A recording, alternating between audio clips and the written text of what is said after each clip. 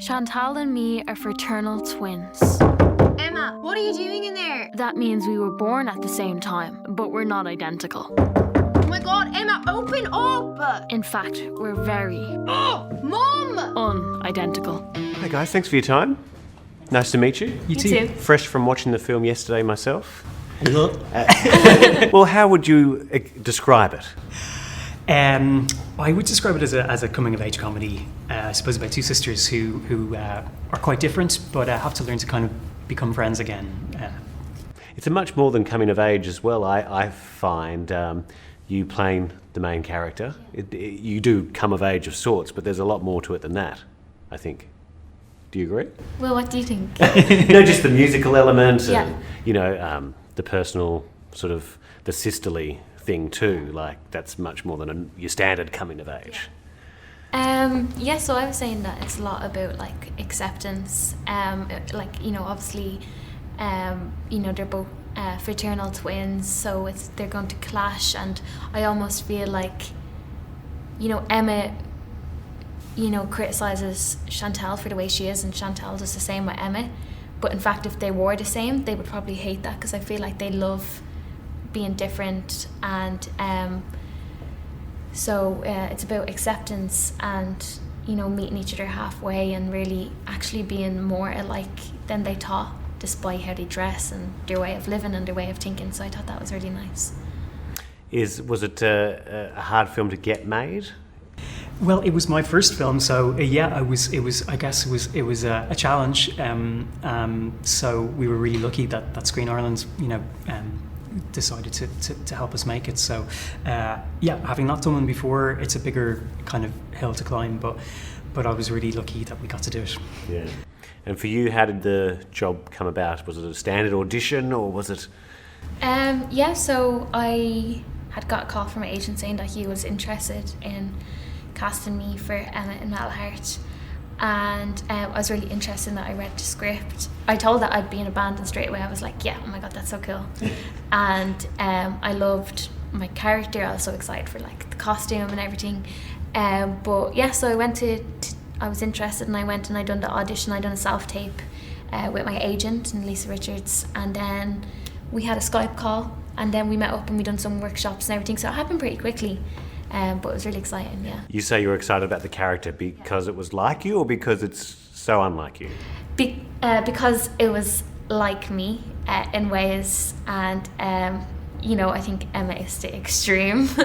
But yeah, so like I was saying, I would have been a lot like Emma growing up, and definitely like different, and maybe a bit of an outcast, and always had like just a few friends and everything, and felt like nobody got me, and so it was really fun to own that and play that on screen, especially when it was something that like a lot of teens that are growing up that are kind of different and don't fit in kind of struggle with, but still embrace it, which is really powerful, and so I'm glad that I got to play a role that does just that.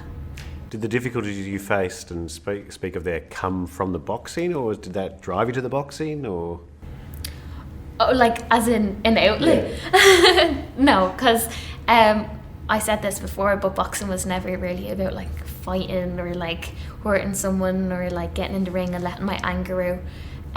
It was it was technical, and there was a lot of thinking.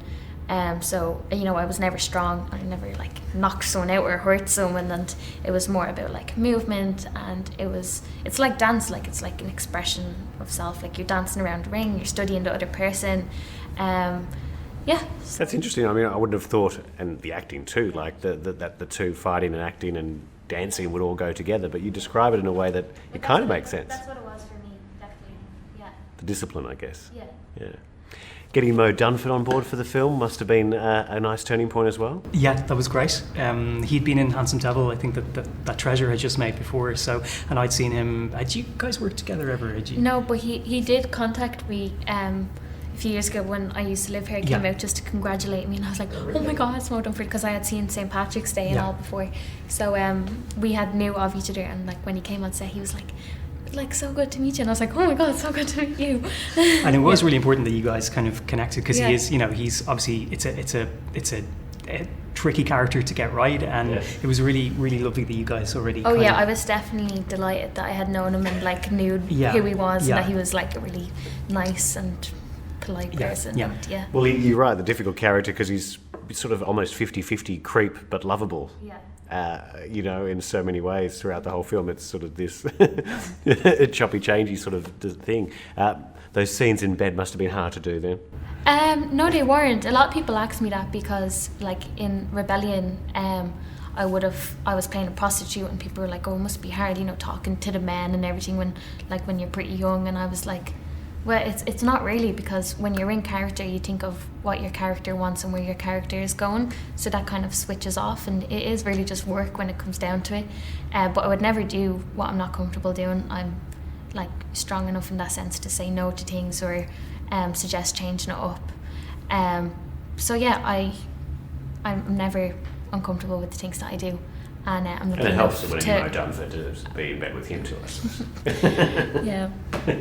Musically, we talked. Obviously, that's a big, strong heart of the film. Who did you look to help with that element of the film? Yeah, I mean, it was so important. Look, we worked with John McPhillips, the composer, who was great, and I knew him for quite a while. And the sort of the sound of the film kind of found itself over time. We did have to write those songs beforehand that were going to be in the film, but the sort of synthy world kind of found itself a little bit later, maybe, and you know, having Irish bands like Ships and New Jackson and King Bones and stuff. It was really nice to get some Irish music in there as well as some other stuff, and the Velvet Underground, obviously, who we were excited about.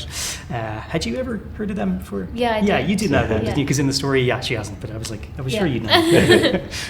And yeast infection in the script. I mean, is that a real thing from somewhere in your mind?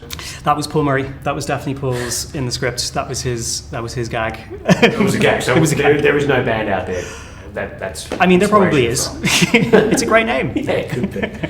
Well, guys, good luck with the film. It's a lovely watch. Much more than a coming-of-age movie in so many ways. Fantastic Irish film. Good Thanks, luck with Clint.